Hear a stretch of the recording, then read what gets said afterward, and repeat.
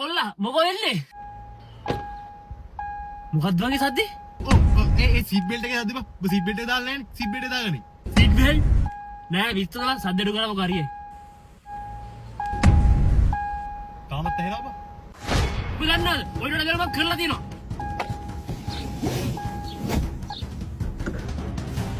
දැන් හරිනේ. නෑ බා. ඔබ සීට් බෙල්ට් එක දාගන්න වෙනවා. ඔක හරියන්නේ නැහැ නැත්තම්. ආ!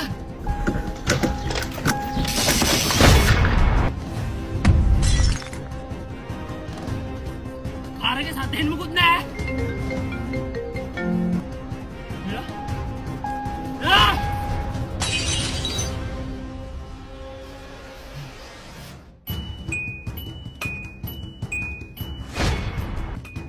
මොනවා කරන්නද මේ? මයියලා යන්න.